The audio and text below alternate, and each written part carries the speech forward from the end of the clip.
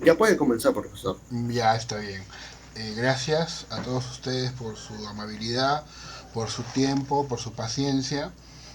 Y quisiera compartir con ustedes mi pantalla. Aquí tenemos, eh, a ver, toda la pantalla aquí está. Compartir. Vamos a ver, por acá. Vamos a explorar un poco el ámbito de la filosofía analítica. ¿Sí?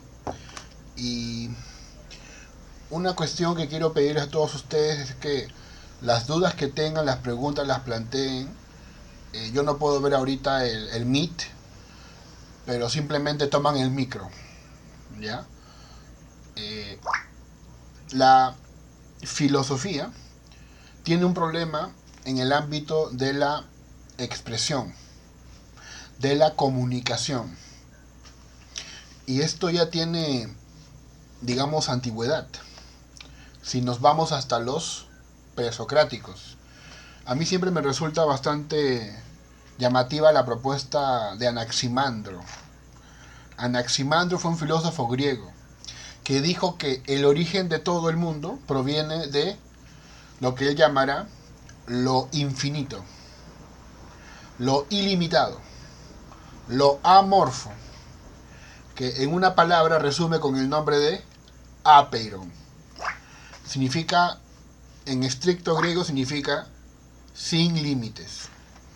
Sin límites. Ahora, esta es, digamos, la respuesta que da, pero si tú lo piensas bien, la explicación es bastante enredada. Porque el aperon, ¿qué hace? Digamos, da lugar al mundo, ¿sí? Pero, curiosamente, el aperon no es, estrictamente hablando, una cosa. ¿Por qué? Porque las cosas, por ejemplo, vean mis llaves, las cosas tienen formas, tienen límites, tienen determinaciones, un color, un peso. Pero el apeiron es ilimitado, es infinito, no tiene límites, es amorfo. Entonces no es una cosa. Entonces tienes que imaginarte que las cosas provienen de algo que no es una cosa. Ahora, si tú lo quieres dibujar, si tú lo quieres representar, obviamente se te hace muy complicado. A ver, dibújamela, pero vamos a pensar, ¿no? Filosofía para niños, a ver, eso que está de moda, ¿no? Señor, dibújemela, pero qué tal tarea, ¿no? Qué complicada, qué crueldad. ¿Qué sería una no cosa? Es parece una cosa, pero no es una cosa, y sin embargo, de esto provienen todas las cosas. Un poquito te diste cuenta, ¿no? Que la explicación comienza a tornarse confusa, profunda, extraña, ¿verdad? Ya, porque la filosofía tiene un primer problema que es con su expresividad. Y eso que te he mencionado, un problema más o menos de un nivel casi básico, ¿no? Para no hablarte de Parménides, cuando habla del ser y la nada, ¿no? Ya eso lo veremos seguramente en otro momento. Entonces, lo que dice Humberto Eco es cierto. ¿Sí? La filosofía no debe hablar en difícil. Para filosofar no es necesario que se hable en difícil. Recordemos que cuando las personas hablan de forma más rara, más extraña, más incomprensible, eso no significa que sean profundos. Eso no significa que sean, eh, digamos, personas con una gran e inalcanzable sabiduría, ¿no? ¿Ya? De tal forma que yo les recomiendo a ustedes que cuando van a un seminario de filosofía, a un congreso de filosofía, pues si el filósofo que te tocó es un filósofo responsable, tú vas a salir del evento conociendo cosas y con preguntas. no de la otra forma, que es, digamos, confundido y sin ninguna orientación, ¿no? O sea, eso también es un problema y un peligro de la filosofía. La definición de la filosofía ya es complicada, porque muchos filósofos tienen su propia definición. A ver, un poco quisiera hacer participar al público, a ver, cualquiera que tenga el micro, por favor, que pueda ayudarme y leer la definición de filosofía, a ver, de Pitágoras. Si es que hay alguien ahí. Simplemente que tome el micro y que lo lea. Si no, yo Buenas noches, te profesor. Yo, escucho. Ya, a ver, Pitágoras. contemplación libre y desinteresada de la realidad. Platón. Dialéctica para que el alma logre contemplar el bien. Aristóteles. Ciencia de primeros principios y causas del ser. Agustín. Aspiración hacia el conocimiento de Dios por la fe. Tomás. Esclava de la teología y vehículo para llegar a Dios. Descartes. Ciencia de primeros principios y causas de todas las ciencias. Kant. Conocimiento crítico que analiza los límites de la razón. Hegel. Saber absoluto de la totalidad que comenta sobre la historia. Marx. Praxis que transforma la sociedad oponiéndose al capitalismo. Comte. Sistema de concepciones del mundo que busca su armonía. Husserl. Ciencia de las esencias que busca volver a las cosas mismas. Heidegger. Extraordinario preguntar por lo extraordinario del ser. Y finalmente Wittgenstein. Aclaración de malentendidos en el uso del lenguaje. Voy a aprovechar que está usted ahí con estas ideas frescas y le pregunto con sinceridad, ¿me puedes dar una definición de filosofía que abarque todo eso? ¿O te resulta complicado? Si no, difícil. Me resulta muy difícil. Claro, ¿y sabes por qué ocurre esto, estimado público? Y también agradezco la colaboración de la participante. Efectivamente, los filósofos proponen su propia definición, ¿sí? Entonces, esta ha sido la historia de la filosofía resumida en sus definiciones. Por si acaso existe una especie de lógica, ¿ya? No es que sea algo así bastante caótico. Mira, durante la antigüedad, lo principal para estos tres pensadores, por ejemplo, va a ser el ser. El ser entendido como la realidad, la naturaleza. Para la época medieval, lo más importante va a ser Dios, como ya te habrás imaginado. Agustín y Tomás. Agustín de Hipona y Tomás de Aquino. Ya en la época moderna, en el caso de Descartes y Kant, entra un factor que es el hombre.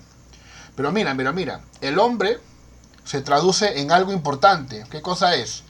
La ciencia. O sea, la filosofía va a tener una competidora, entre comillas, que es la ciencia.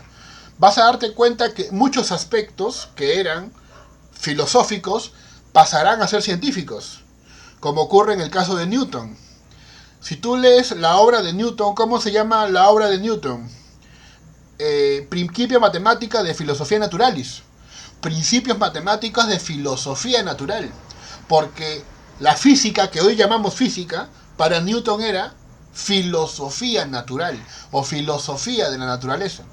O sea, estamos viendo ya en la etapa moderna, con el auge de la ciencia, con el protagonismo del ser humano en la historia, el hombre. La etapa moderna significa la entrada del hombre en la historia. O sea, digamos, la autoconciencia de que el hombre puede cambiar su historia. No depende de la naturaleza ni está limitada por ella. No depende ni está limitado por Dios, sino que solo depende y está limitado por sí mismo. Aparece la ciencia, por ejemplo, como una manifestación de esto, que se traduce en el problema del conocimiento, que seguramente ustedes tal vez algunos ya conocen. Ahora bien, aparece luego el siglo XIX. En el siglo XIX ya podemos hablar de Hegel, Marx y hasta Comte. Ya en el siglo XIX, lo que se va a llamar la filosofía contemporánea, aparece pues una preocupación, en este caso por ambiciones políticas, por el desarrollo de la historia humana, por ejemplo, ¿no? En el caso de Hegel, ¿cómo se desarrolla la historia humana? Los seres humanos buscan conocimiento y libertad. Eso es para Hegel. Para Marx, la historia humana, ¿en qué consiste? En lucha de clases. El motor de la historia es la lucha de clases. En Comte, ¿cómo se entiende el progreso en la historia? Mediante la ciencia, por ejemplo. Y ya en el siglo XX,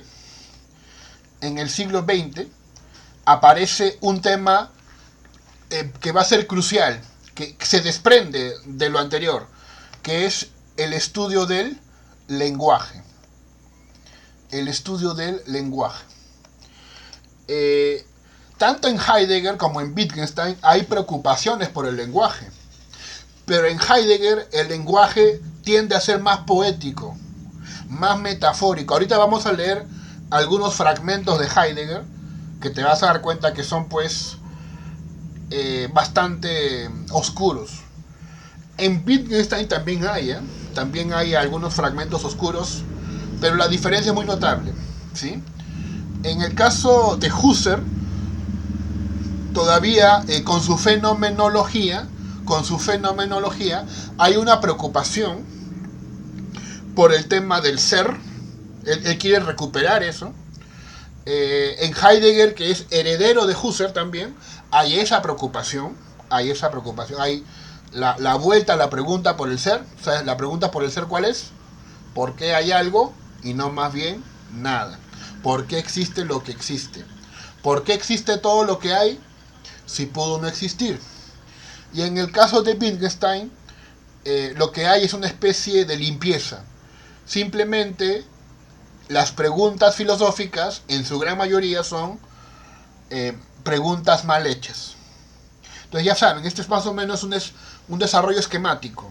Primero fue el ser, luego Dios, luego el estudio de la historia humana, y luego vamos a enfrentarnos a la ciencia, al lenguaje, mejor dicho, al estudio del lenguaje, y es aquí donde es importante hablar precisamente de la filosofía analítica y otras versiones. Lo que vas a ver acá es la definición de Mario Bunge. ¿Ya? Luego de esta sesión voy a compartirte el diccionario de Mario Bunge, que ya recomiendo desde ya, siempre lo recomiendo. Mira, si alguien te pregunta, yo le pregunté, ¿no?, a la señorita de acá, ¿no? Cuando vimos este cuadro, ¿qué es la filosofía? Pues, obviamente hay muchas definiciones, ¿no? Bunge tiene una definición que para mis intereses encaja muy bien. ¿Cuál es? Mira, a mí me parece perfecta, es una definición muy bonita. La filosofía estudia los conceptos más generales, por ejemplo, el ser, el devenir, y las hipótesis más generales. Por ejemplo, que existe el mundo y que se puede conocer el mundo. Claro.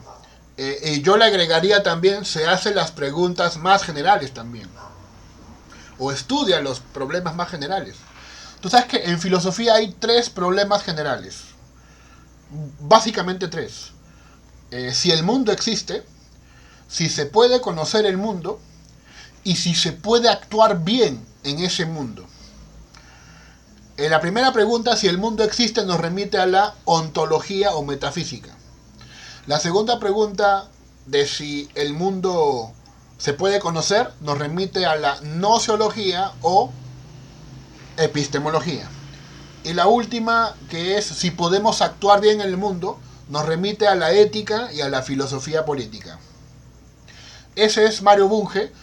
Bueno, lo demás te lo voy a dejar ya para que tú lo veas con más calma. Es una definición preciosa.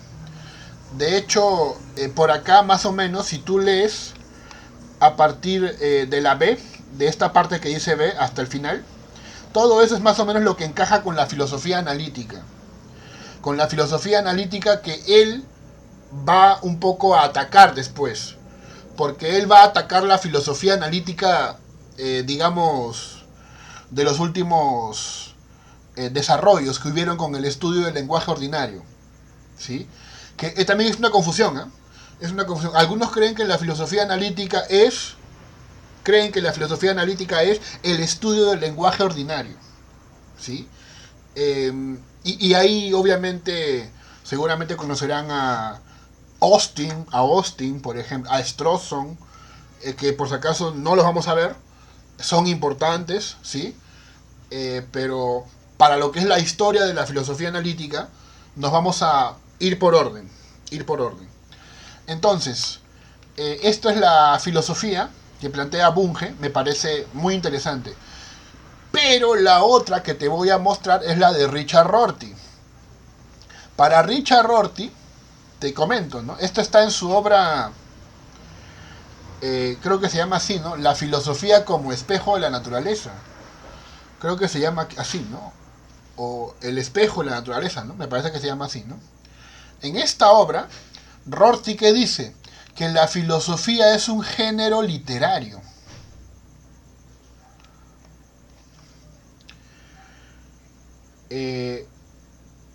Es un género literario para eso. O sea, ¿qué cosa significaría esto? Que solamente es una forma de hablar, solamente es una retórica, una forma de enfatizar, una forma de apasionarse por los textos, pero en realidad no estudia verdades profundas, verdades últimas. No se encarga de decidir la cuestión de si el mundo existe o no existe. La filosofía como género literario, como lo decía Richard Rorty, y hay otro que repite esto en Argentina, que es Darío Stanraiver, muy conocido, seguramente lo han visto en televisión, en su programa Filosofía... Mentira la verdad, ¿no? Mentira la verdad. Bien. Entonces, ¿qué pasa acá? Se plantea pues que la filosofía es simplemente parte de la literatura, donde lo que prima es la creatividad, la imaginación. Fíjate, a mí, yo al menos, no simpatizo con esta propuesta, pero existe un gran movimiento que lo impulsa. Por ejemplo, son algunos filósofos vinculados a estudios pseudo-sociológicos, ¿no? Que son, por ejemplo, los que estudian la filosofía latinoamericana. En algunos ámbitos y en algunos puntos consideran que para ellos, ¿no?, hay más filosofía en un poema y en un cuento o en una novela que, digamos, filosofía escrita textualmente. Al menos en Latinoamérica así lo plantean, ¿no? Y de hecho, si tú estudias filosofía náhuatl, filosofía de los mexicanos, creo que Miguel León Portilla, ¿no? Miguel León Portilla estudia poemas náhuatl. Entonces, se van por ahí, por ese ámbito. Cosa que yo considero, pues, al menos personalmente, un poco descaminado. Vamos a continuar. La filosofía analítica tiene su contrario. A ver, ¿por qué se llama analítica? Es una buena pregunta. ¿Por qué se llama analítica? Porque, bueno, lo que hace es a los problemas, ¿qué hace? Los va a repartir, los va a dividir en partes. Eso sería lo que llamamos analítico. Estudia un problema y lo resuelve ¿cómo? Estudiando cada parte. Habrían en contraposición otras filosofías que se llamarían filosofías sintéticas. Y no lo estoy inventando, ¿eh? Esto hoy día lo estuve investigando con más calma. Está en el diccionario de Nicola Abagnano, por si no me quieren creer, ahí está. En el diccionario de Nicola Abagnano sale el concepto de filosofías sintéticas. ¿Y qué significaría eso de filosofías sintéticas? Filosofías que buscan unificar. unificar, ¿sí? O sea, una idea sería esta, ¿no? Construir sistemas que expliquen la realidad, ¿sí? Como Platón, ¿no? Que construye su sistema a partir de las ideas, por ejemplo. O como Aristóteles, que construye su sistema a partir del concepto de materia y forma, y además causa final, ¿no? O como Hegel, que construye su sistema a partir del concepto de espíritu absoluto, o idea absoluta. O sea, que quieren explicar toda la realidad, todo lo que se pueda, todo. Se le llaman filósofos sistemáticos. Bueno, entonces ahí están los sintéticos. Los continentales, que son, digamos, la oposición de los analíticos. ¿Por qué se llaman así? Porque están ubicados en el continente europeo, en Europa. Porque como tú sabes, Europa se contrapone a las Islas Británicas. Una cosa es Europa y otra cosa son las Islas Británicas. ¿Dónde hay filosofía continental? En Europa propiamente dicho, en el continente. ¿Dónde hay filosofía analítica? En las Islas Británicas. Esa sería más o menos la forma de entender esto. Los filósofos continentales,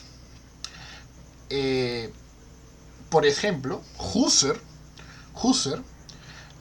por ejemplo, Heidegger, también podemos hablar de Nietzsche. Si quieres, en la actualidad, bueno, ya falleció, ¿no?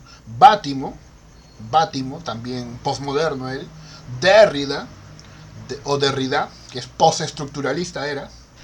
Se consideran filósofos continentales. ¿Por qué? Y fíjate acá, porque su manera de hacer filosofía se parece más a la literatura. Su lenguaje es oscuro. Su lenguaje tiende a la poesía, tiende a la metáfora, más que al argumento. Entonces, el continental se caracteriza por ser interpretador, por ejemplo, por hacer un estudio de lo que es la fenomenología, un estudio de lo que es por medio de lo que parece que es. Y también a partir de las preocupaciones existenciales, preocupaciones que tienes tú, que tengo yo. Entonces, dinero, amor, pobreza, suicidio, muerte, ese tipo de pulsiones, ya, también forman parte de los intereses de la filosofía continental. Entonces, aquí cuenta mucho lo que es la subjetividad humana, el ser, comprender el ser, como te decía, la totalidad, pues. El ser, entiéndelo como la totalidad, como la naturaleza, como la existencia. Estos son entonces los filósofos continentales: Hegel, Heidegger, Husserl. A estas tres, Bunge y también el doctor Piscoya, y también un amigo que es el señor Merma, el ya filósofo Merma, Miguel Merma, le llamaban así de forma interesante, ¿no? Las tres H's. Las tres H's, ¿no? ¿Por qué? Porque su nombre comienza con H. Hegel, Heidegger, Husserl. A ver, para que no te olvides, Hegel, Heidegger, Husserl son filósofos que se podrían denominar continentales. Zizek también lo sería, ¿no? Zizek, porque se basa en Lacan, pues, ¿no? Y recuerda que Lacan es freudiano. Bueno, no es freudiano, digamos, es heredero de los freudianos, o crítico de los freudianos. O sea, tiende al psicoanálisis. Los posmodernos, te dije que habían... Bátimo es un posmoderno, que ya falleció. Otro importante posmoderno era Jean-François Lyotard, el que hablaba de los metarrelatos, o de los grandes relatos, ya lo explicaremos ahora. Entonces, los filósofos continentales tienden a estudiar la historia, tienden a analizar contextos socioculturales. Para ellos lo importante es la historia y el contexto sociocultural. Por ejemplo, el marxismo, evidentemente el marxismo planteaba lecturas históricas, ¿no? Lo que era el amo y el esclavo hoy es, según el marxismo, el trabajador y el burgués, o el trabajador y el empresario, ¿sí? Entonces hay dicotomías que se repiten en la historia. En el caso del feminismo también. A ver, ¿alguien recuerda, a ver, un poco de cultura general de ustedes, ¿no? ¿Se acuerdan cuál fue la frase que dijo esta feminista que es la compañera de Jean-Paul Sartre, Simone de Beauvoir? Según ella, la mujer, a ver quién sabe la frase. Uno no nace mujer, sino aprende a hacerlo, algo así. Ya, claro, la mujer no nace, se hace, ¿no? Y esta frase es muy interesante, porque el mensaje que envía, ¿cuál es? Que la mujer, ¿qué cosa es la mujer? Una construcción social. Construcción social, claro. Por eso no sé si han visto algunos videitos así un poco persuasivos, no juguetones, ¿no? Que creo que le preguntan a una autoridad, ¿no? A una ministra, ¿no? ¿Ustedes qué opinan? ¿Qué es mujer? Díganme, ¿no? Y ella como que no quiere decir, ¿no? Que se asusta, ¿no? O le preguntan a cualquiera, ¿no? ¿Qué es mujer? Y bueno, no responde o se confunde, ¿no? O se confunde. Claro, es una construcción social. Es un género. Si te preguntan qué es mujer, es una idea que tenemos del género, ¿no? Sí. Así como hay hombre y mujer, hay trans, hay travesti, hay gay, hay lesbiana, ¿sí? Y hay otras, ¿no? También. Ya, bueno, esas son discusiones un poco más fuertes de género y orientaciones sexuales, ¿no? Pero por el momento esta idea es lo que quiero que entiendan, ¿no? O sea, la mujer está arraigada a un contexto histórico. No es lo mismo la mujer de la época de las cavernas que la mujer medieval o la mujer de hoy.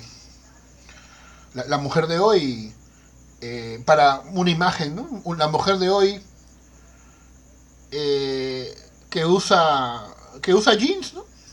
Claro, claro, o sea, digamos, ¿no? Es una imagen más o menos de una mujer empoderada, ¿no?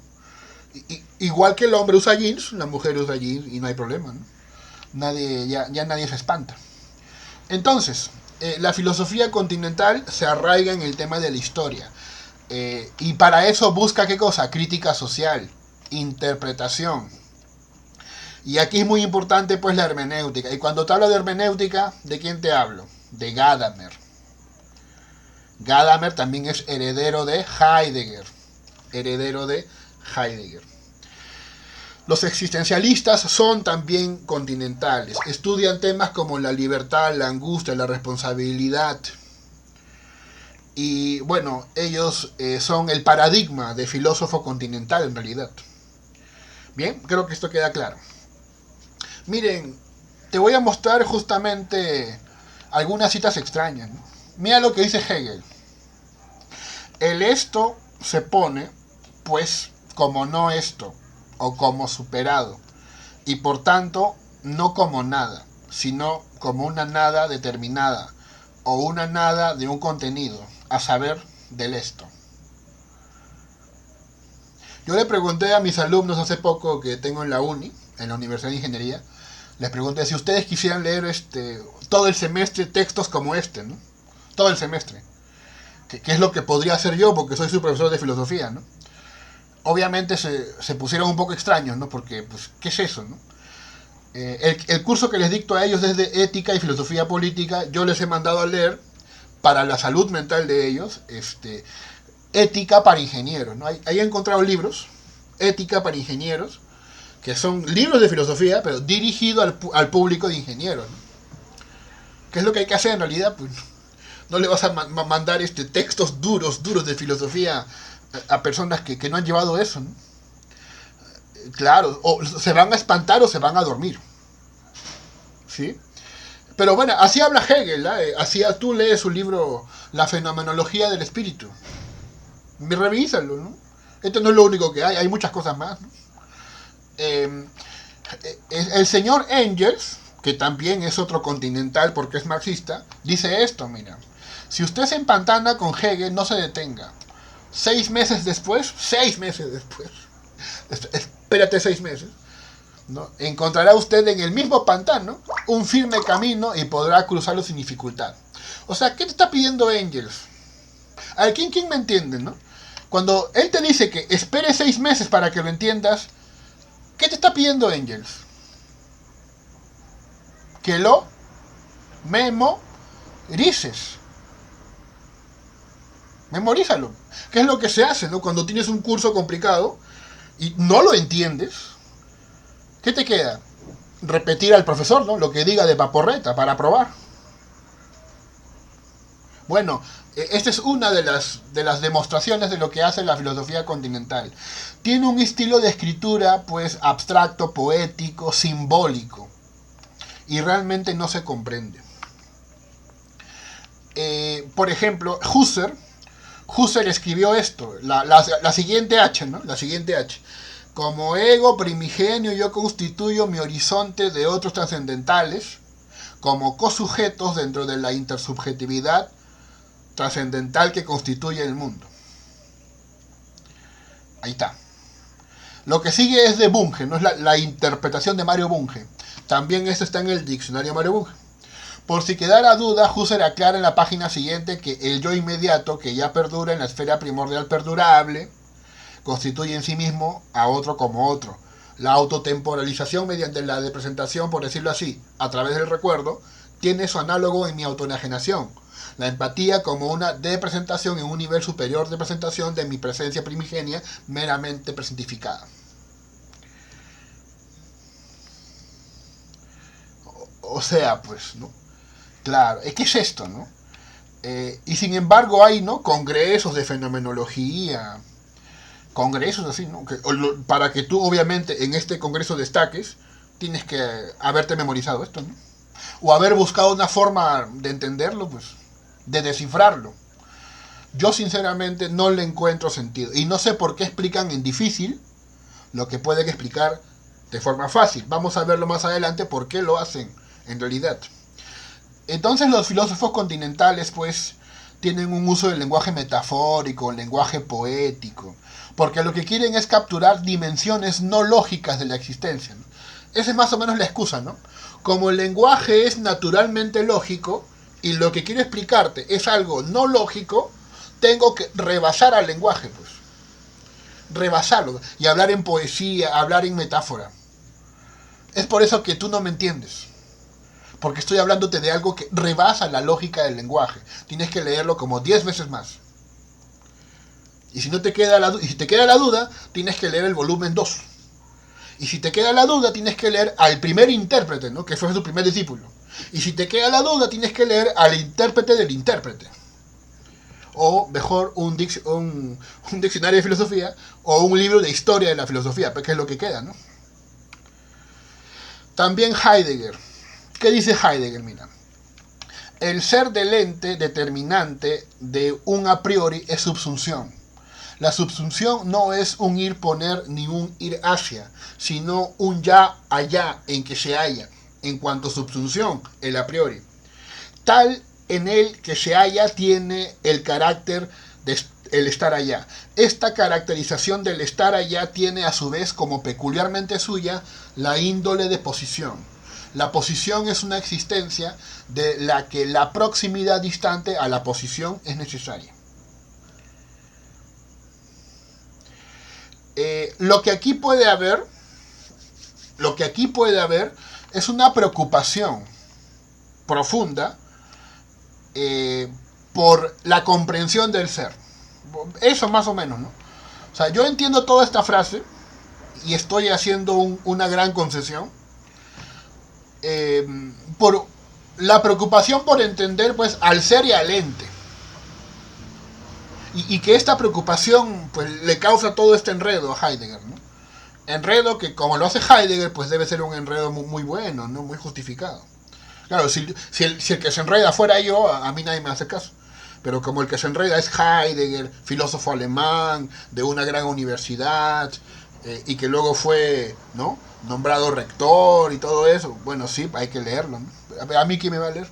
Bueno, entonces, los filósofos continentales son abstractos, se centran en las emociones, en las experiencias humanas. Eso es lo que te tiene que estar quedando claro. Si no me crees, podemos ir una cita más de Nietzsche. Por ejemplo, Nietzsche dice cosas bastante extrañas, ¿no? Que la única alternativa de entenderlo es como metáfora. Él dice que no hay hechos, Solo hay interpretaciones. No hay hechos. No existen los hechos. No existen los hechos. O sea, ahorita la guerra entre Rusia y Ucrania no es un hecho. Es tu interpretación. Si mañana te roban el celular, eso no es un hecho. Tú vas a la policía, a ver señor, los hechos, porque cuando tú haces un atestado policial tiene que hablar de hechos, ¿eh? Señor, los hechos, ¿qué le vas a decir si tú eres nietzscheano? No, señor policía, yo interpreto nomás, ¿no? Interpreto que me robó. ¿Pero le robó o no? ¿Le robó o no? Interpreto que sí, ¿no? No interpreto, ¿es un hecho o no es un hecho? Nietzsche dice eso, ¿no? ¿Cómo lo respalda? Lo respalda con esta cita de acá. Creo que está en la Gaia Ciencia, me parece. Creo que está en un ensayo aparte, ¿no? En el que se habla sobre la verdad. ¿Qué es entonces la verdad? Dice Nietzsche. Una hueste en movimiento de metáforas, metonimias, antropomorfismos, en resumidas cuentas, una suma de relaciones humanas que han sido realzadas, extrapoladas y adornadas, poéticamente y retóricamente, y que después de un prolongado uso, un pueblo considera firmes, canónicas y vinculantes. Las verdades son ilusiones, de las que se han olvidado que lo son, metáforas que se han vuelto gastadas y sin fuerza sensible, monedas que han perdido su troquelado y que no son ahora ya consideradas como monedas, sino como metal. Federico Nietzsche. Te repito, ¿no? Una persona, digamos, que lee esto, debería, digamos, con justicia, ¿no? Pedir explicaciones, ¿no? ¿Qué me estás diciendo? ¿Por qué hablas así? Claro, ¿no? Ahora, ¿por qué se lo permiten, no? Porque es Nietzsche, porque lo endiosan, por el prestigio, ¿no es cierto? Por su historia detrás también de Nietzsche. ¿Preguntas? Escuché una de la mano levantada. Sí, sí, profesor. Buenas noches, un gusto. Respecto a la verdad, yo había escuchado como que habían algunos criterios, ¿no? De no negación, de contradicción, algo así. Claro. Ah, yo recuerdo, te recomiendo revisar a Kerlinger, Fred Kerlinger, ¿ya? El texto se llama Metodología de la Investigación, ¿no? Disculpa que es un texto un poco viejo, pero está en internet, ¿eh? Fred Kerlinger. Él habla, creo que hasta de 4 criterios, ¿no? El uso de razón o de la evidencia, el criterio también de la autoridad, si lo dice alguien destacado, el criterio de la utilidad también, si sirve. Y hay otro más que, bueno, le agregaríamos con los marxistas, ¿no? Los marxistas también tienen algo bueno que decir, ¿no? Que es el criterio de la praxis, ¿no? Pero bueno, ese no está en Kerlinger. Hay otro, solamente que no recuerdo, pero gracias, sí. Una cosa es criterio de verdad y otra cosa es teoría de la verdad, ¿sí? Una teoría de la verdad busca explicar qué es la verdad. Un criterio de la verdad nos sirve para encontrar si algo es verdadero o no. ¿Entienden? Gracias por su pregunta. Filósofos continentales, como te decía, se centran mucho en el tema histórico, en el tema cultural. Aquí tenemos, el que ves en la foto es Lyotard, aquí está. Es Lyotard, Jean-François Lyotard. Este señor, te voy a comentar, ¿no?, lo que hace él. Él escribe una obra que se llama La posmodernidad explicada a los niños. La posmodernidad explicada a los niños. Te juro que así se llama. Yo no estoy difamándolo. Te juro que así se llama. La posmodernidad explicada a los niños. Entonces, pues tú dirás, caramba, debe ser un libro, pues, de filosofía para niños, ¿no? Caramba. Y no, tú lo lees y mira, contiene esto. ¿Qué es lo posmoderno? ¿Qué lugar ocupa? Con seguridad forma parte de lo moderno. Una obra no puede convertirse en moderna si en principio no es ya posmoderna. El posmodernismo, así entendido, no es el fin del modernismo, sino su estado naciente, y ese estado es constante. Lo posmoderno sería aquello que defiende lo impresentable en lo moderno, y en la presentación misma, aquello que se niega a la consolación de las formas bellas, al consenso de un gusto que permitiría experimentar en común la nostalgia de lo imposible. De nuevo, ¿no? Esta sensación de ¿por qué escriben así? ¿Y por qué, el título es una ironía? De hecho es una ironía, ¿no? Porque ¿quiénes son los niños? También es una ironía, por si acaso es un ataque, ¿eh? Porque la posmodernidad explicada a los niños. ¿Quiénes son los niños, según Jean-François Lyotard? Todos los filósofos modernos. ¿Sí? Claro, ellos son niños con respecto a nuestra época. Y todo aquel que no entienda lo que pasa en esta época, también será pues como un niño. Un poco te explico, ¿no, profesor? ¿Qué es el posmodernismo? El posmodernismo es un movimiento que cuestiona también, los metarrelatos. eso también es una burla. Eso también es una burla a Kant y a la modernidad. ¿Por qué pasa? Para Kant, o en el pensamiento de la Ilustración, se hablaba que ellos han alcanzado la mayoría de edad. O sea, Claro. ese es un tema, yo tal vez a su vez haciendo ironía sobre eso. Buena. Usted ha leído, Leotard. Buena. Efectivamente, mira, la posmodernidad es una corriente filosófica que cuestiona los grandes relatos. ¿Ya? ¿Qué cosa es un gran relato? Un gran relato es una gran narrativa, un gran cuento que nos han hecho creer, que tiene 3 características. Explica todo, dice qué hay que hacer y plantea un fin de la historia. Ejemplos de metarrelatos: el cristianismo.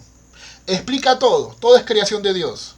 Dice que hay que ser bueno con el prójimo, y plantea un fin de la historia, que sería pues la segunda llegada de Cristo, bueno, en algunas lecturas, ¿no? ¿Me entiendes?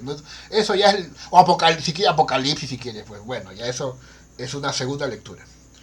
Otro ejemplo es el marxismo. Explica todo, lucha de clases, plantea algo que hacer, la revolución, y plantea un fin de la historia. A ver, señores, ¿cuál es el fin de la historia según el marxismo? ¿Ah? Dilo con la mano levantada, ¿no sabes? El comunismo, ¿no? según ellos, ¿ya?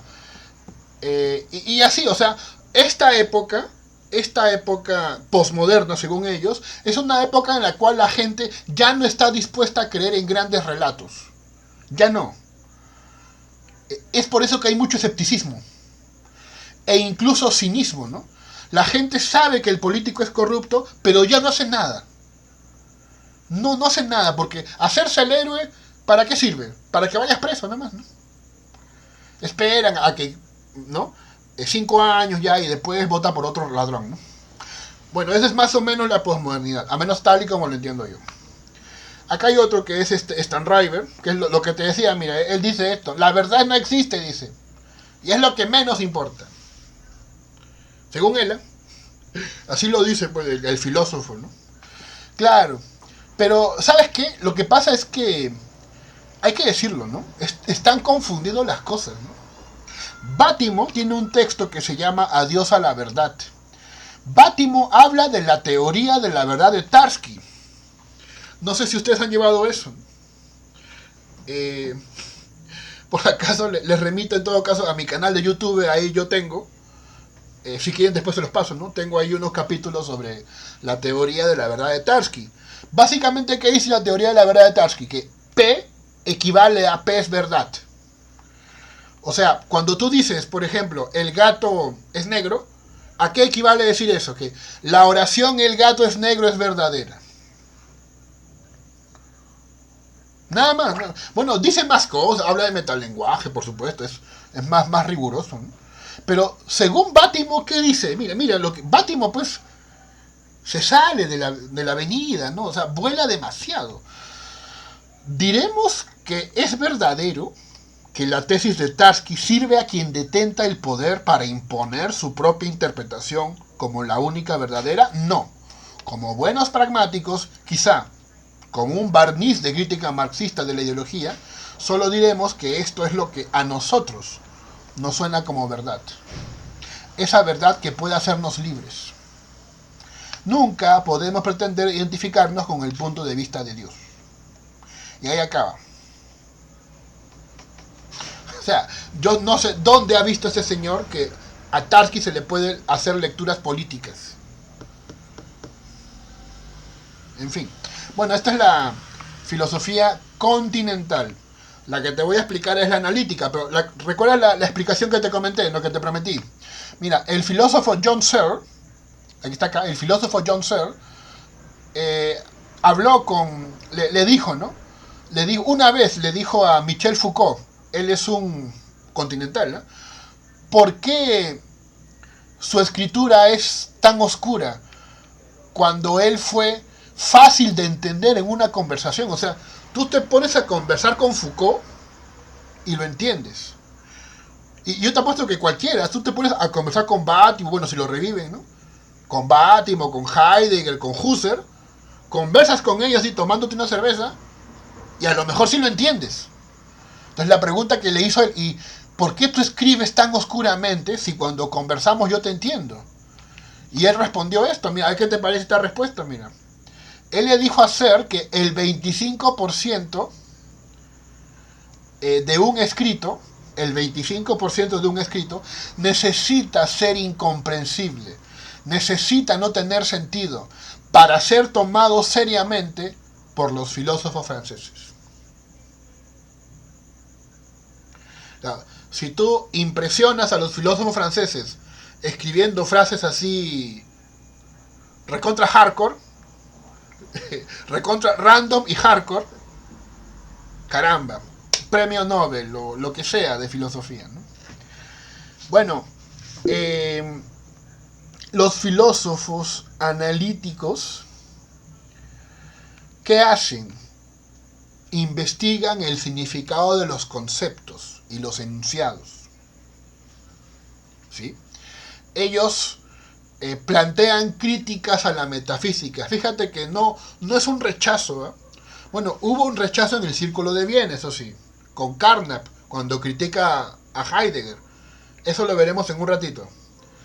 En su famosa obra, ¿no? La superación de la metafísica por medio del análisis lógico del lenguaje. Reduce los problemas filosóficos a problemas lingüísticos y usa la lógica formal y la ciencia. Pretende claridad, rigor y exactitud. Todo esto obviamente pinta a la filosofía analítica como una buena compañera, como una buena guía. Vamos a ver. Miren, esto es una muestra de lo que puede lograr hacer la lógica. De repente algunos de ustedes llevaron lógica en la universidad o están llevando lógica. ¿Y qué sucede? Que la ven como la mala, ¿no? ¿Por qué me enseñan lógica si yo soy un espíritu libre, ¿no? La lógica encierra mis pensamientos. Pero en realidad la lógica te conviene, mira. Es interesante ver cómo esta expresión, los ángulos opuestos de algunos polígonos son iguales, se convierte en esta fórmula, que luego tú entiendes que se representa de esta manera. Mira, te lo voy a explicar un poco a ver si se comprende. Para todo X, para todo Y, existe un Z, tal que Z es polígono. Este polígono se llama Z. Y X es ángulo de Z, ¿ves? Aquí está el ángulo X. Y Y es ángulo de Z, ¿ves? Aquí está el ángulo Y. Y X es opuesto a Y, ¿ves? X es opuesto a Y. Si eso ocurre, entonces, ¿qué sucede? Que X es igual a Y. ¿Por qué? Porque los ángulos opuestos de algunos polígonos son iguales. En este caso podría tratarse de un cuadrado o de un rectángulo. Es lo que dice, pues, ¿no? Los ángulos opuestos de algunos, no de todos, ¿no? De algunos polígonos son iguales. Esto es lo interesante de la lógica.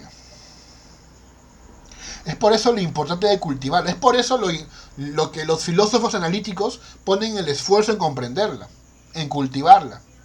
Incluso los que no practican esta lógica, cuando argumentan bien, cuando defienden bien ideas, de alguna forma están utilizando esta estructura, aunque obviamente no de forma tan transparente. Otro ejemplo, mira. Fíjate que esta es una ley matemática, ¿no? Una ley matemática. Vamos ahora a ver una ley física. A ver, ¿quién me dice? A ver, para toda fuerza existe otra fuerza igual y opuesta.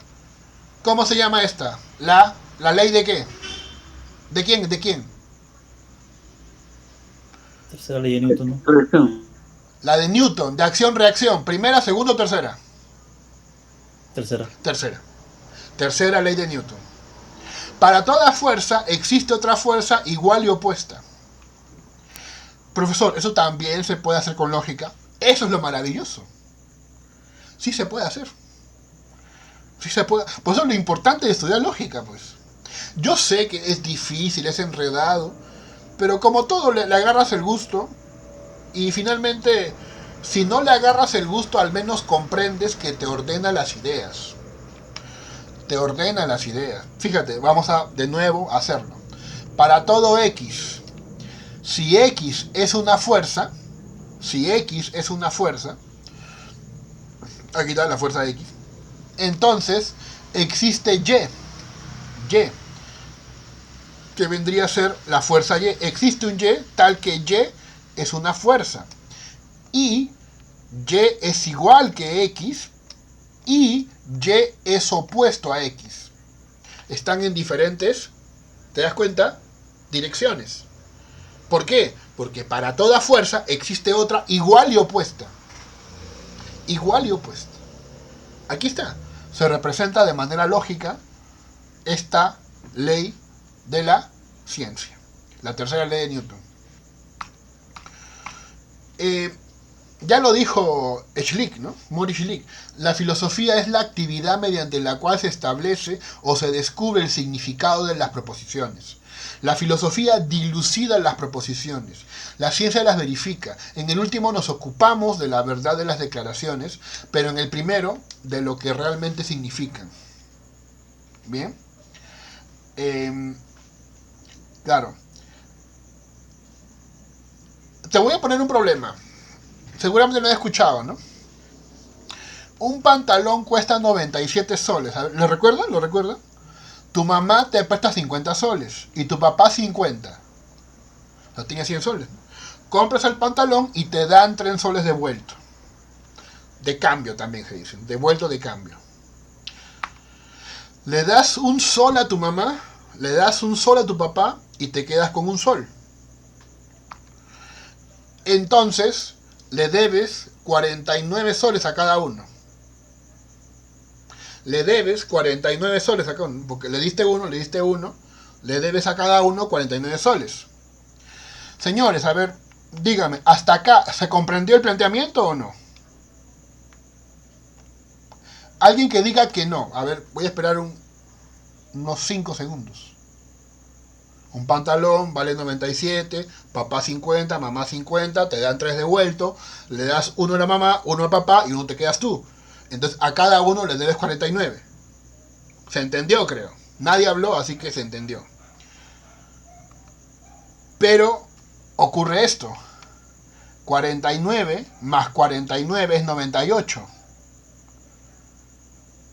Más un sol tuyo son 99. La pregunta es, ¿dónde está el sol que falta?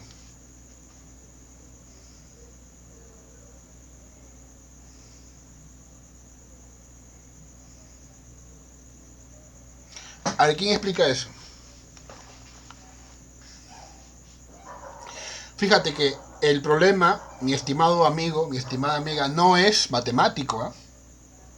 El problema es lingüístico. Tiene que ver con el lenguaje. Tiene que ver con el lenguaje. Claro, ¿por qué?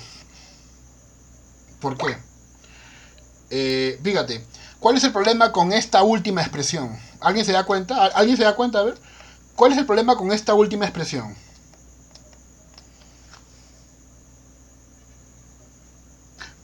Están en shock. Este es un problema de primaria, de colegio peruano encima. Nadie lo puede resolver. ¿En serio? Fíjate. Lo que sucede acá, ¿ya? Es que esto es lo que debes, mira. Lo que debes, 49, más lo que debes, 49. Y de la nada tú le agregas lo que tienes. Por eso está el problema. ¿Entiendes? Estás sumando lo que debes con lo que tienes. Es como sumar papas con camotes. Por eso es que esa operación es engañosa. O sea, no hay ningún sol que falte. Es un engaño. Diría Wittgenstein, es un enredo del lenguaje.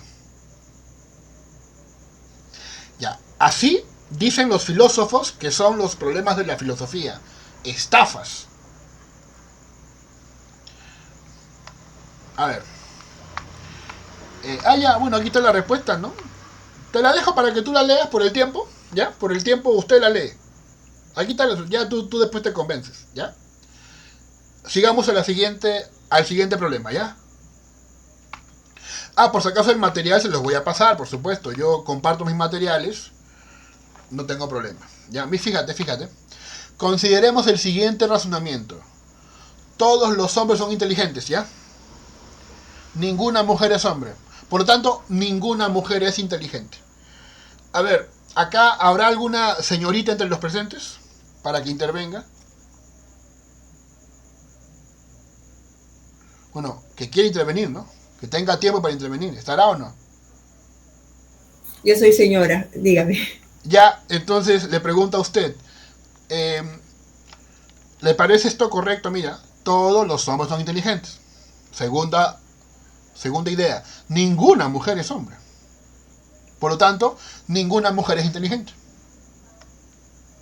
¿Cuál crees? En primer lugar, ¿esto lo aceptas? No. No lo aceptamos. Pero, ¿cuál crees tú que es el error? ¿En qué está fallando esto? Porque hay una falla. ¿Hay una generalización? Podría ser eso. Muy bien, podría ser eso. ¿Podemos hablar de machismo o no? Bueno, eso sí es evidente, pero ese no es el problema, ¿no? Ya, claro. Muchas gracias. Efectivamente, fíjate, la gente lo intuye, ¿verdad? El problema acá no es el machismo. No es la ideología machista. El problema es esto, la palabra hombre usado acá y la palabra hombre usado acá. ¿Qué significa hombre en esta primera proposición? Todos los hombres. Hombres y mujeres. Exacto. Humanidad, ¿no? Todo ser humano. En cambio, abajo, ¿qué dices? Ninguna mujer es hombre. ¿Qué significa ahí hombre? El género hombre. Solamente el varón. Y eso es lo engañoso. De nuevo, los filósofos analíticos dicen que así tienen la forma los problemas filosóficos. Son enredos de palabras. Por si acaso esta falacia recibe un nombre. Se llama la falacia de equívoco. En lógica no formal se llama la falacia de equívoco. ¿Ya? Cuando una palabra es introducida en dos proposiciones, pero tienen diferente significado. Y en otra lógica, que es la lógica de predicados, recibe el nombre de la falacia de los cuatro términos. ¿Ya? Bueno, un detallito para que revisen, ¿no? Gracias por su participación. Realmente agradezco mucho porque a veces uno en estos ¿no? formatos virtuales pareciera que estuviera hablando pues a la pared, ¿no? Ahí está, ¿no? Esta es la explicación también. Si no me entendiste mi explicación, aquí está, ¿ya? La falacia de equívoco. Ahora fíjate, la filosofía analítica ha tenido dos fases. El análisis del lenguaje formal, que es lo que vamos a ver más o menos en estas 3 primeras sesiones. Yo me voy a encargar de las 2 siguientes, Frege y Russell, y luego el otro docente se encargará pues de un par de filósofos más, ¿verdad? Análisis del lenguaje formal, vamos a ver cosas muy interesantes, paradojas sobre todo, y la otra fase que es el análisis del lenguaje ordinario. Ya eso lo cubrirá seguramente el otro docente. Yo creo que sí, no, porque van a hablar del segundo Wittgenstein, me parece. Y claro, ahí entra pues de cajón, ¿no? Entra el segundo Wittgenstein, Austin, Strawson, pero de esos no me ocuparé ahora. Efectivamente, entonces los primeros filósofos Russell, Moore, Wittgenstein hicieron análisis filosófico. Cuando hablo de Wittgenstein me refiero al Wittgenstein que escribió la obra Tractatus Logico Philosophicus. Yo les hago una recomendación a cualquiera, creo a cualquiera, que lea esa obra, que la lea. Léetelo en plan de desafío. Incluso aunque no comprendas lo que estás leyendo, ¿ya? Yo sé que vas a ver cosas medias raras, vas a ver símbolos raros incluso, ¿ya? Vas a ver símbolos raros. Léelo, síguelo leyendo y algunas cosas resáltalo, algunas cositas que quieras investigar, profundizar, ¿ya? Es un libro pequeño, ¿no? ¿Qué tendrá? Pues menos de 100 hojas, tiene menos de 100 hojas. Y fue la tesis de Wittgenstein, fue la tesis. Fue un libro que influenció mucho en la filosofía. Los del Círculo de Viena le tenían pleitesía a este texto. Claro, aquí está, mira. El Círculo de Viena va a avalar este texto, lo va a considerar pues como si fuera un libro insigne. Aquí pues aparece Carnap, ¿no? Y Eyer. También ellos van a difundir esa forma de hacer filosofía. Ahora bien, la segunda fase, la primera fase es muy aplaudida, muy estudiada. La segunda fase más bien ha tendido a ser atacada, ¿ya? Ha tendido a ser atacada. ¿Por qué? Porque pareciera, ¿sabes qué cosa? Recordar a los debates de la época medieval. Se llamaban debates bizantinos, ¿sí? Por ejemplo, ¿cuál es el sexo de los ángeles? ¿Hay ángeles macho o ángeles hembra? ¿O no tienen sexo? ¿Cuántos ángeles caben en el ojo de una aguja, ¿no?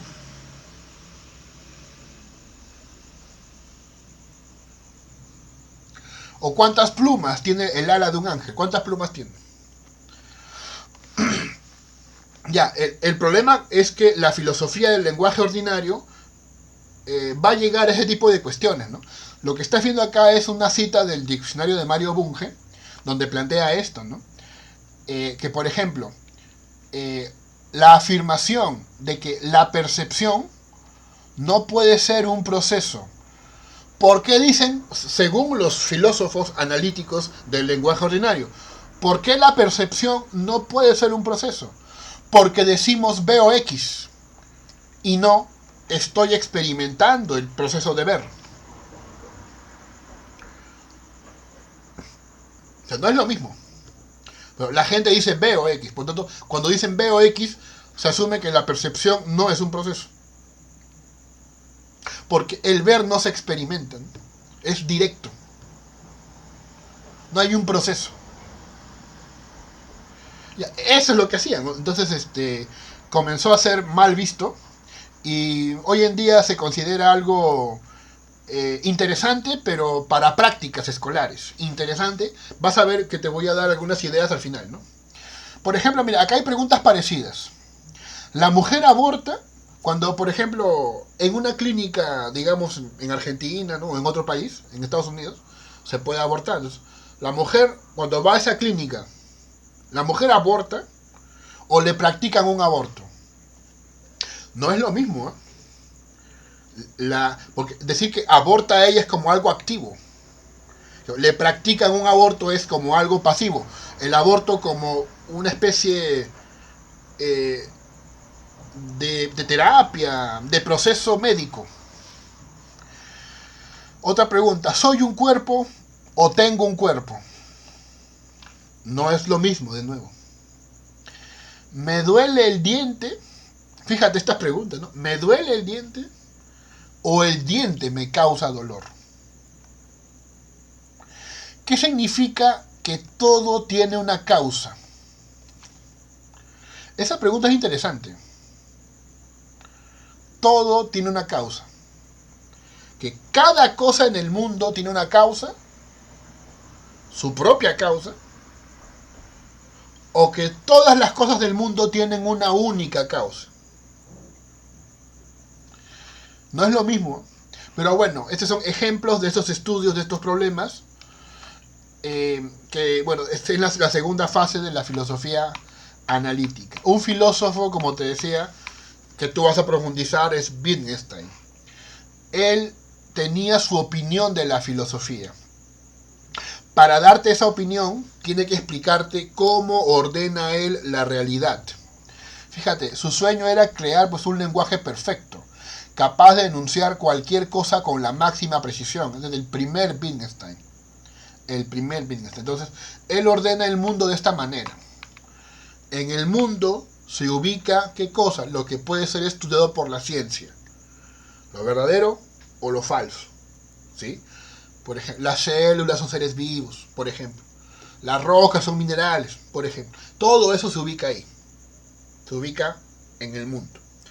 Luego tenemos los límites del mundo. Y ahí es donde se ubica, ¿qué cosa? La lógica. Entonces, mira, el mundo es todo lo que tiene que ver con el sentido. Aquí está lo verdadero o lo falso. Luego está aquello que es la lógica, que tiene que ver con lo carente de sentido. ¿Por qué? ¿Por qué tiene carencia de sentido? Porque es pura forma. La lógica es pura forma. No tiene que ver con el contenido. A ver,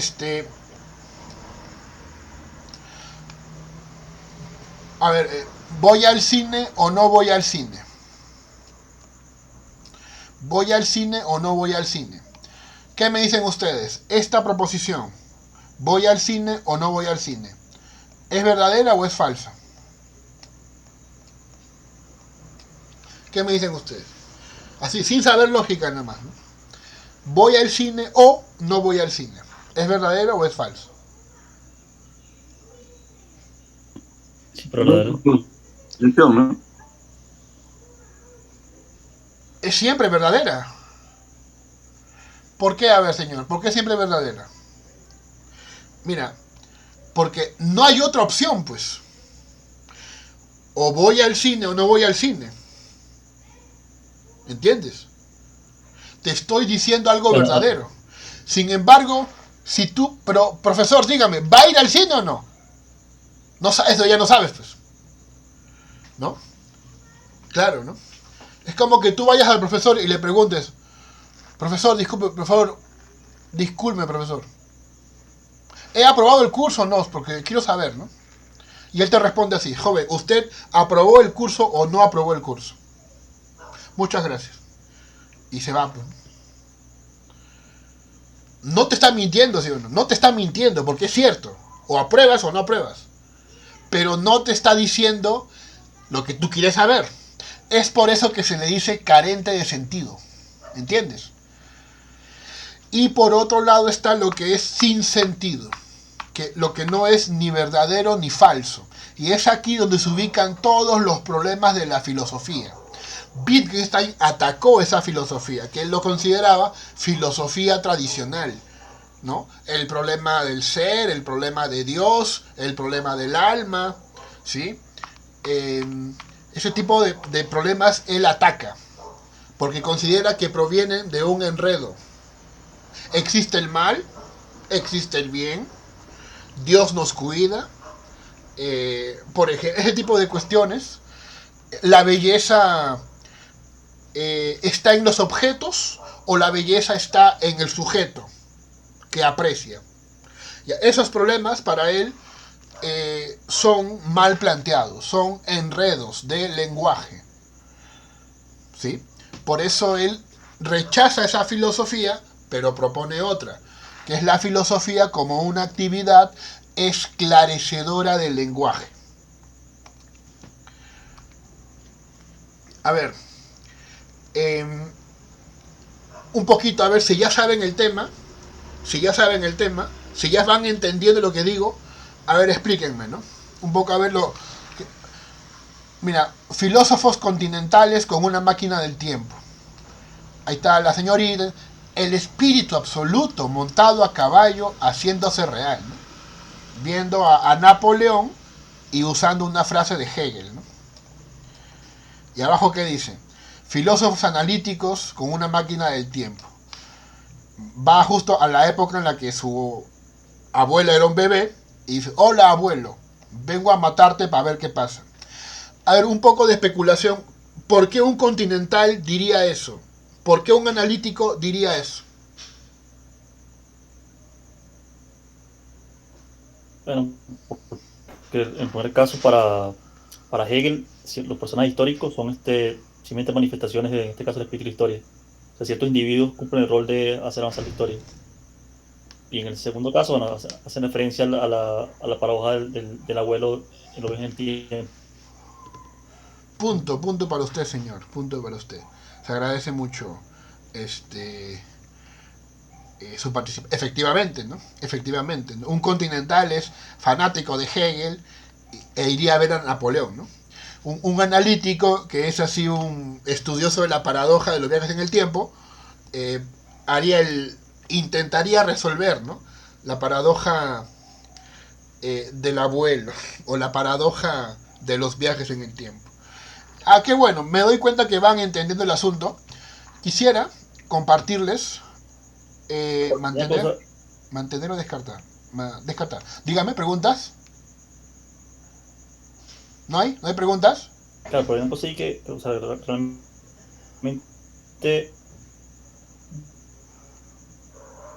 sí, tengo una pregunta justamente con respecto a eso de las paradojas, ¿no? El rol de las paradojas, por ejemplo, la paradoja de Russell y otras paradojas que son autorreferenciales.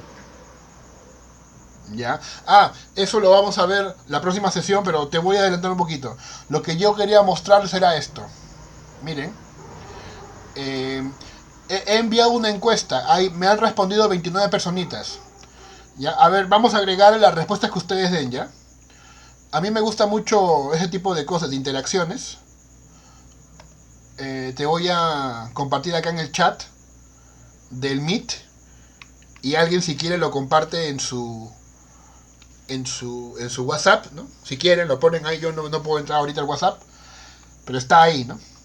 Es una encuesta, ¿ya? Que tiene que ver con las siguientes cuestiones, ¿no?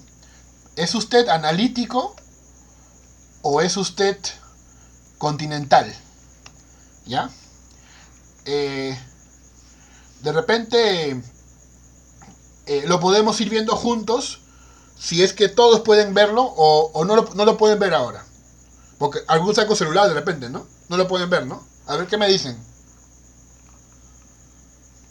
O ya, mejor hacemos esto, ¿qué te parece? Tú en un papel responde tu pregunta. O en tu mente, ¿ya? Y luego te voy a preguntar qué te salió, ¿ya? 1, 2, 3, vamos ahí. 1.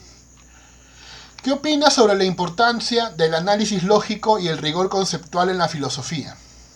A. Es esencial. La claridad y precisión son fundamentales para abordar problemas filosóficos. B. Es importante, pero no siempre es la mejor manera de abordar cuestiones filosóficas complejas. No sabe, no opina, no responde. En un papel apunta A, B o no sabe, no opina, no responde. Me pregunto, ¿ya? ¿Paso a la segunda o no? ¿Qué me dicen? Sí, listo, pasamos a la segunda. ¿Qué opinas sobre la importancia de la historia de la filosofía en tu trabajo filosófico? A. La historia de la filosofía puede ser interesante, pero no es necesariamente relevante para mi trabajo actual. B. Es crucial comprender las ideas pasadas para avanzar en filosofía. No sabe, no opina, no responde. Pregunta número 2. Ahora vamos para la 3. ¿Qué papel crees que juega la experiencia personal, como los aspectos emocionales del ser humano en la filosofía? A.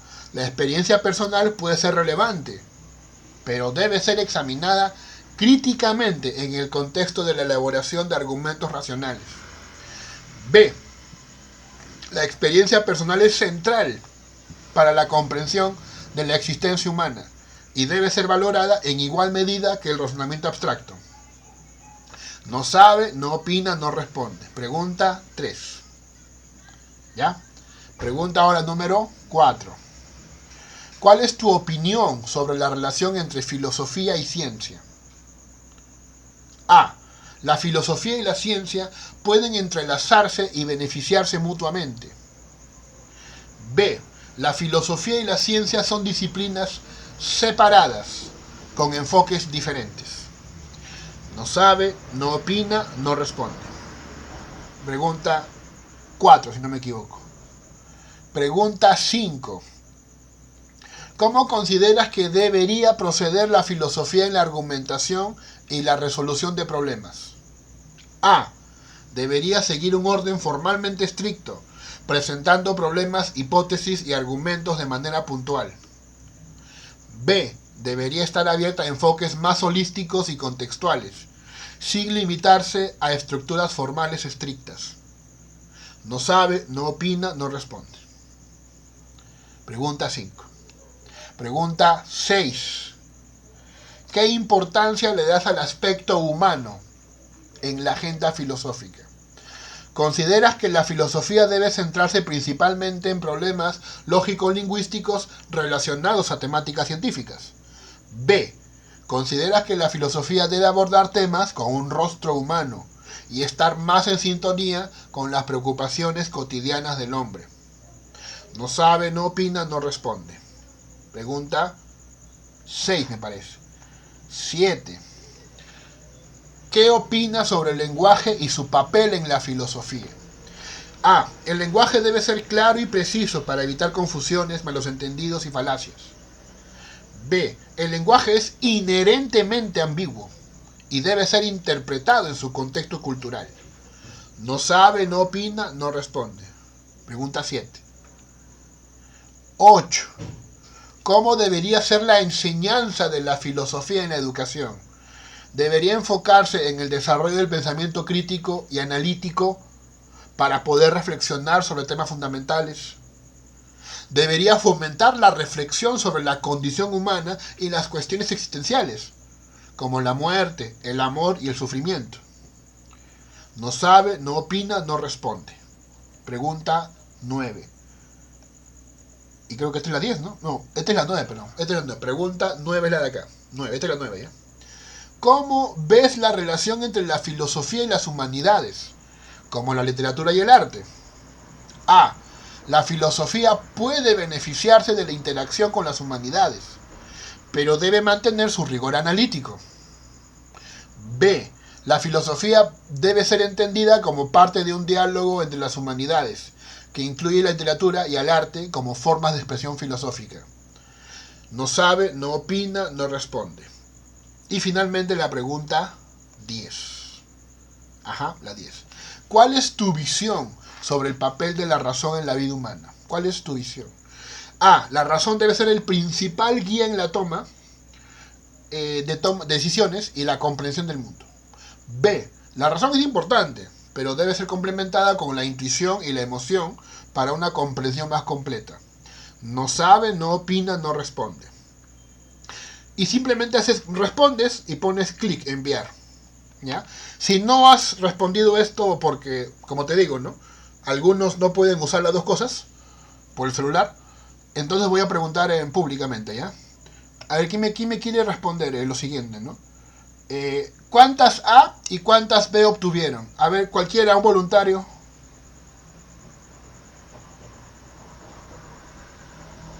Si no, ¿nadie me quiere contestar? Está sumando, creo, está sumando, ¿no? A ver, dígame. Ya, yo le contesto. 6A y Ya. 4B. 6A y 4B. Ya, listo. Gracias. ¿Alguien más? ¿Es la única persona? Nelly Córdoba Núñez. ¿Sí, no? ¿Ya? Listo. Entonces, básicamente es así, ¿ya? A era la opción de analítica y B era continental. Podemos decir, digamos, un poco jugando, de que usted es 60% analítica y 40% continental. ¿Qué te parece? ¿Ya? Es un pequeño test que hemos compartido con ustedes. Con respecto a la pregunta que me hicieron sobre la paradoja, ¿no? Te voy a hablar de la paradoja del mentiroso, que es la más sencilla, ¿no? A es igual a la oración A es falsa, ¿sí? Y yo digo, la pregunta es esta siguiente. Hay una oración A que dice de sí misma que es falsa. La pregunta es, ¿A es verdad o es falsa? Esa es la pregunta. ¿A es verdadera o es falsa? Si A es verdad, ¿qué sucede? A se cumple. ¿Y qué es lo que dice A? Que es falsa. ¿Ves? Y si A es falsa, ¿qué pasa si yo digo que A es falsa? Estoy confirmándola, porque ella dice que es falsa. Si A es falsa y ella dice que es falsa, se está confirmando. O sea, como se confirma, sería verdad. A es verdad. Según algunos filósofos, una oración cuya verdad implica su falsedad y viceversa es una oración paradójica. Una paradoja también se define como un argumento con premisas aceptables, con reglas aceptables, pero con una conclusión inaceptable. Un ejemplo es la paradoja de los viajes en el tiempo, ¿sí? Que creo que en algún momento lo explicamos. Es así, ¿no? O sea, viajas al pasado, matas a tu abuelo, pero como tú mataste a tu abuelo cuando era niño, tu papá no vive y tú tampoco vives, y como tú tampoco vives, entonces nadie viajó al pasado, y si nadie viajó al pasado, tu abuelo sigue vivo, tu papá vive y tú también vives, pero como tú también vives, viajas al pasado, matas al abuelo, tu papá no existe, tú no existes, pero como no existes, no viajaste al pasado, y así. Una contradicción, paradoja, ya para el que me preguntó eso. Vamos a ir cerrando la cuestión de la filosofía analítica. La filosofía analítica sigue vigente, todavía hay pensadores que lo desarrollan, todavía hay filósofos que continúan en esto, ¿de acuerdo? Uno de ellos, te lo voy a mencionar ahora, es Scott Soames, ¿no? Te voy a compartir un texto de él, ¿no? De Scott Soames, para que leas solamente la introducción. Para este capítulo, la introducción nomás, que son 2 páginas, ¿no? Son 2 páginas nomás. Frege ya tendrías que leer todo el capítulo de Frege, ¿ya? Porque es bastante. Si lo puedes, lo lees, pues, ¿no? Dale una leidita al texto de Scott Soames, ¿ya? Otro texto que te voy a dejar para este primer encuentro es un texto escrito por mi profesor García Zárate, ¿ya? Óscar García Zárate, que fue mi asesor de tesis, ¿ya?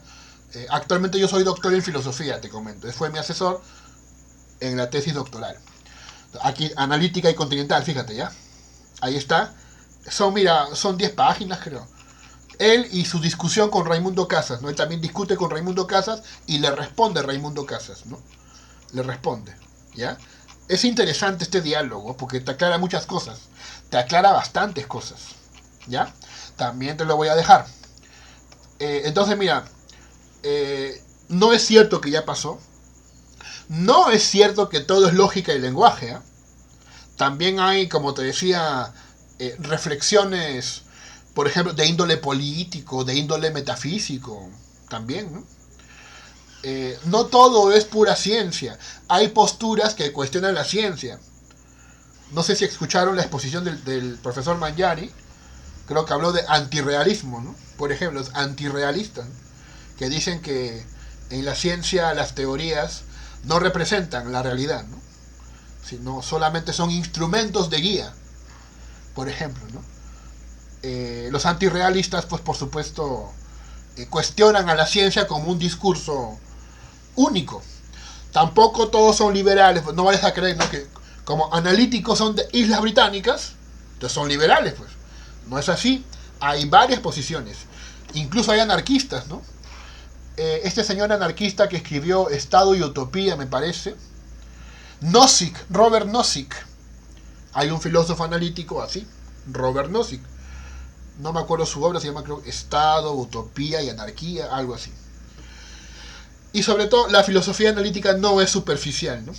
No es superficial. En realidad, sí analizan la historia, pero no es la historia algo decisivo.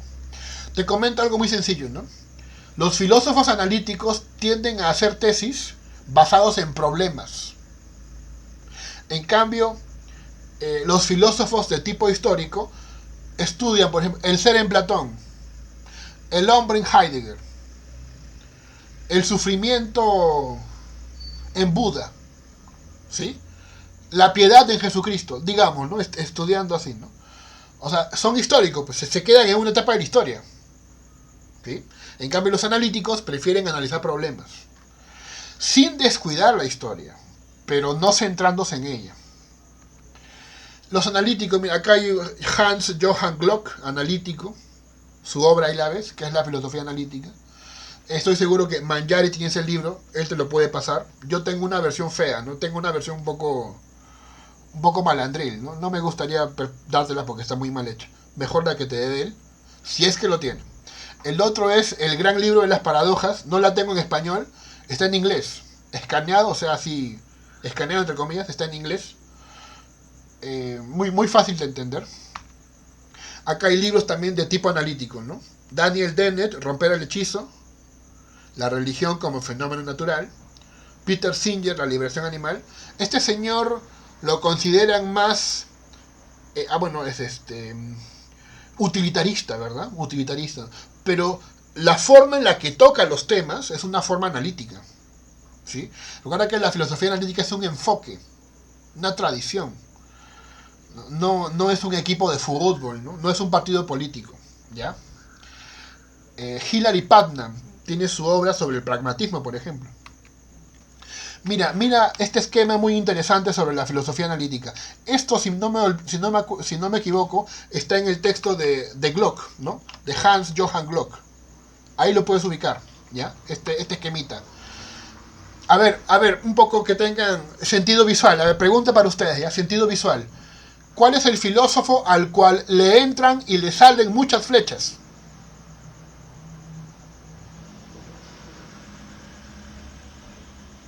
Wittgenstein. Sí, señor. Por eso es crucial leer Wittgenstein. Por eso que yo te digo, aprovecha este curso de filosofía analítica, léetelo. El tratado es chiquitito. Las investigaciones filosóficas sí es bien largo, ¿ya? Eso sí es bien abusivo que te manda a leer eso. Pero el tratado, señor, el tratado no llega ni a 50 páginas, ¿no? Es pequeño. Eso sí, es filosófico, ¿eh? Es filosófico. O sea, no lo vas a comparar pues a Pulgarcito, ¿no? A Coquito, a Pinocho, ¿no? Hay que leerlo, pero con calma, ¿no? Yo te recomiendo más bien una recomendación, te doy de repente un poco inusual. Léelo rápido, así.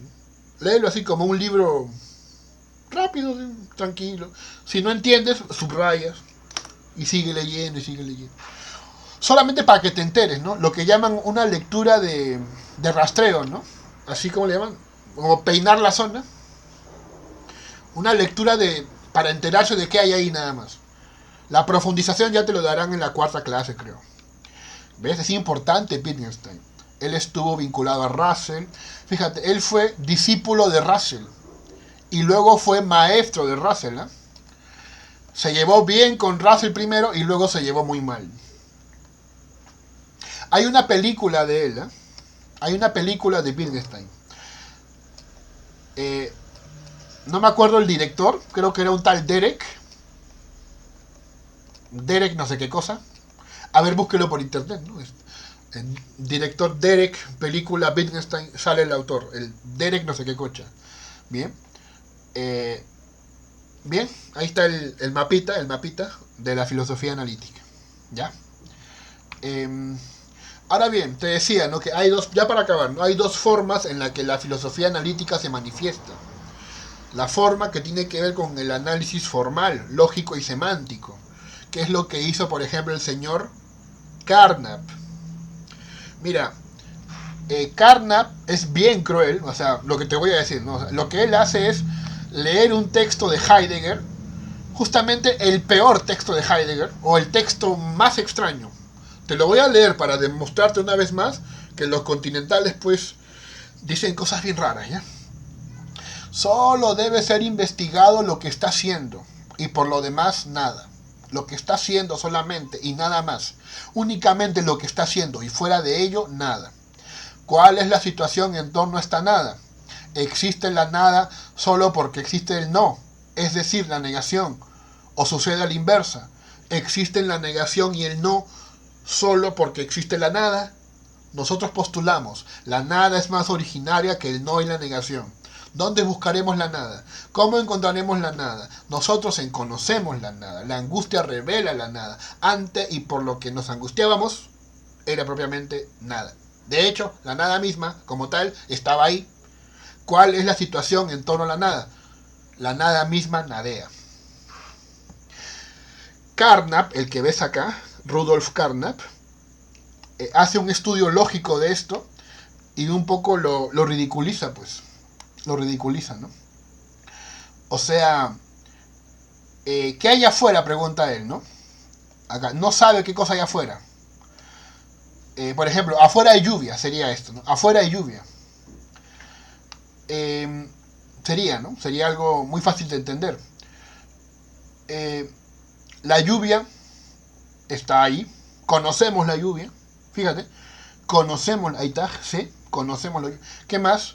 Y bueno, algo un poco redundante, ¿no? ¿Qué hace la lluvia? Pues llueve, ¿no? Hablando de esta manera. Entonces, ¿qué hay afuera? Bueno, afuera hay lluvia, es algo muy sencillo. ¿Y qué pasa con esa lluvia? Conocemos la lluvia o la lluvia llueve. Siguiente. ¿Qué hay afuera? Ahora vamos a aplicar, ¿no?, el lenguaje ordinario de proposiciones sin sentido a partir de proposiciones con sentido. Fíjate. ¿Qué hay afuera? Afuera nada hay. O sea, la nada está afuera. ¿Y qué pasa con la nada? Bueno, él dice, ¿no? Buscamos la nada, ¿no? O sea, conocemos la nada, ¿no? La nada nadea. Él dice eso, aquí está escrito, ¿eh? No estoy inventando ni difamando. La nada nadea, ¿no? ¿Ves? La nada, ¿ves? ¿Qué hace la nada? Nadea. Y bueno, luego continúa, ¿no? Ahora, en un lenguaje lógicamente perfecto, ¿cuál sería la verdadera forma de escribirlo? No existe X tal que X esté afuera. ¿Qué significa que no existe X tal que X esté afuera? Que no hay algo que esté afuera. O sea, no existe algo. Todo lo demás, ¿no? Conocemos la nada o la nada nadea. Está mal escrito a nivel lógico. De esta forma, Carnap lo sepulta, ¿no?, al pobre Heidegger y inicia pues una pequeña trifulca, ¿no? Un feudo, así como dicen en la lucha libre, un feudo, ¿no?, entre Carnap y Heidegger, ¿no? Ese es el origen, ¿no?, de la pelea entre estos dos. Claro, ahí está, ¿no? ¿Qué opinaba Russell de Heidegger? Russell, en su obra La sabiduría de Occidente, planteó esto, ¿no? En la página 303, lo puedes revisar tú. La filosofía de Martin Heidegger es extremadamente oscura y muy excéntrica en su terminología. Uno no puede evitar sospechar que el lenguaje está aquí haciendo disturbios. Un punto interesante en sus especulaciones es la insistencia de que la nada es algo positivo, como con mucho más en el existencialismo. Esta es una observación psicológica hecha para pasar por lógica, ¿sí? La nada es algo positivo, más parece una observación psicológica. O sea, como que está preocupado por algo, ¿no? Pero no te está diciendo conceptos. Te está transmitiendo emociones, ¿verdad? Pero no un concepto. La otra forma, ¿no?, el método del lenguaje ordinario, tiene que ver con los juegos lingüísticos de Wittgenstein, ¿sí? Como te digo, esto lo vas a ver ya cuando estudies a Wittgenstein propiamente dicho. Él hablaba de que el lenguaje se puede armar de muchas maneras. Por ejemplo, Si yo digo fuego ahora, fuego, oye, en tu casa hay fuego, mira, estoy viendo aquí por el Meet, viendo que tu cámara está con fuego, mira atrás tuyo, mira, está que se quema, mira. Fuego, ¿qué quiere decir fuego? Que está incendiándose. Porque estamos en un encuentro, en una clase. Pero si estuviéramos en el ejército y yo digo fuego, ¿qué significaría? A ver, ¿quién me dice? Disparen. Dispare, exacto, ¿ves? Fuego, dispare. No es lo mismo. La palabra es la misma, pero el uso es diferente. El uso. Por eso es aquí donde se ubica el tema del lenguaje ordinario y su uso. Por tanto, yo preguntaría, ¿no? Si fueran alumnos así, ¿no? ¿Qué significa la frase roba pero hace obra, ¿no? Y sobre todo, ¿por qué tanto lo comentan? Otra forma de hablar sería así, ¿no? ¿Viste lo que dijo? ¿Has escuchado que la gente habla así a veces? Toda indignada, ¿no? ¿Viste lo que dijo? Como si tuvieran ojos en el oído, ¿no? ¿Viste lo que dijo? ¿Por qué cree usted que se suele hablar de este modo evidentemente inadecuado? Analizar esto, pues, sería algo muy interesante. O no sería interesante. También es una pregunta.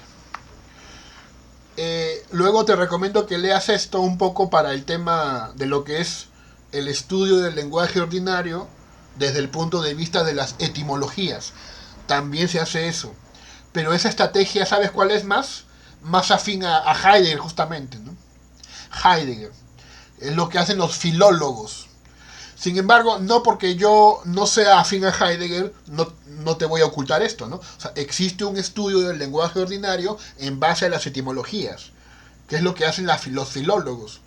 Una de las cosillas interesantes que uno descubre al hacer estas cosas es la diferencia entre maestro y ministro. ¿Sí? Maestro, etimológicamente, es algo superior a ministro.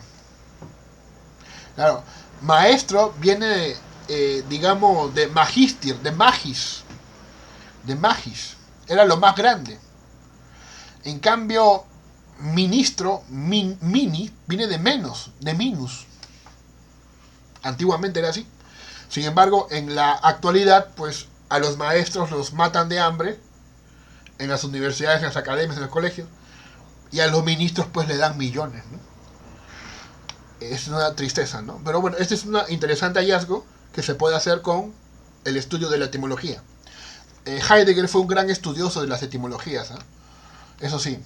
La palabra alumno. Aquí también hay una discusión, ¿no? La gente cree que alumno significa sin luz. Porque A es sin, como átomo, sin partes, y lumno significa luz. Pero esto es falso. Porque estás mezclando griego con romano. A es griego y lumno es romano. El verdadero significado de alumno es alimentar, hacer crecer. Es por eso que el alumno es el que puedes crecer, el que puedes alimentar, el que puedes tú mejorar. No es el que no tiene luz, ¿no? Esa lectura está absolutamente absurda, porque es mezclar griego con romano. Y eso pues, eso mejor déjaselo a los caballeros del zodiaco, ¿no? Que se ve más bonito encima. Bueno, señores, eso ha sido todo por hoy. ¿Tienen alguna pregunta, alguna duda, algo que manifestar? Los escucho, ¿ya?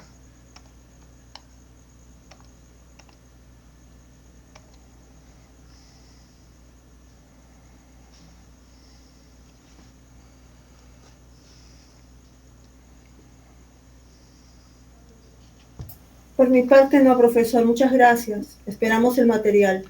Ya. Entonces, vamos a ver si está el señor Manyari ya para despedirnos. Manyari, te doy el uso de la palabra. Buenas noches, profesor. Cuéntame. ¿Puedes tú cerrar la sesión?